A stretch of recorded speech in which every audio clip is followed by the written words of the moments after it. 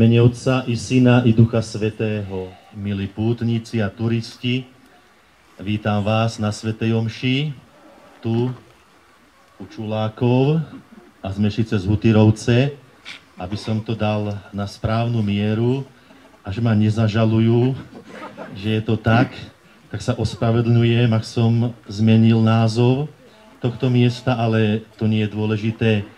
Dôležité je to, že sme tu prišli, aby sme po roku na tomto mieste slávili svätú omšu a dobrý Pán Boh nám dal také pekné jesenné počasie. Chcem poďakovať všetkým, ktorí sem doputovali peši alebo na bicykli. Aj my autom, čo sme doputovali, tak sme sa museli všetci nejakým spôsobom sem dopraviť. Svätú omšu si tak rozdelíme, keďže sme traja kňazi, úmysel svätej omše. Jeden bude sláviť za zosnulých z rodín Čuláková, Hrubá, Šulganová, Grešáková, Gazdíková, Hutyrová a ja svätú omšu obetujem za zosnulého Stanka Beláka, kňaza, ktorý rád chodil do týchto končín, aby si tu oddychol a načerpal nových síl do svojho života.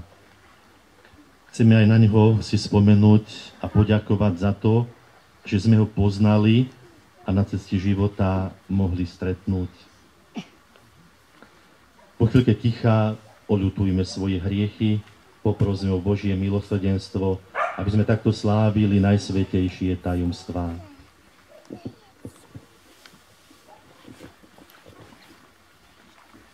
Tí bohatí ľudia nepoznali príbory ako my. Oni mali nakrájaný chlieb a to chleba nakrájaného si utierali svoje masné prsty a to odhadzovali zo stola.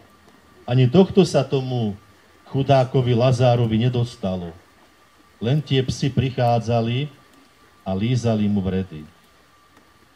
A potom na tom druhom brehu života vo večnosti, kam človeku naozaj všetko príde a všetko vidí, kde spozná skutočnú pravdu života, aby im prejavil takto záujem a pozornosť. Aby z toho, čo má, mohol a vedel darovať a poslúžiť tomu, kto mal možno málo, alebo mal menej. Všetci sa môžeme a máme povzbudiť na tomto mieste pri svätej omši, aby sme nestratili zameranie na Boha po roku a nech je z toho taká pekná tradícia aj do budúcna. Ako putujeme v auguste ku Bielým, tak zase tu cez Hutyrovce do Čulákov v septembri.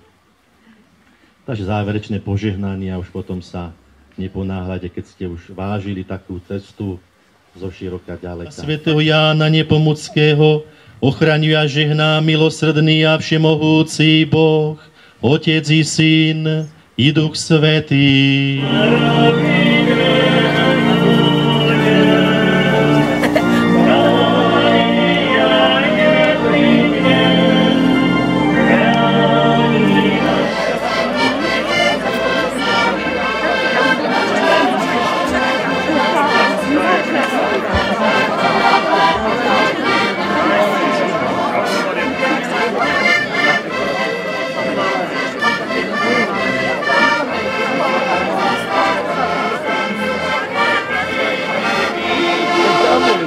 chodníčky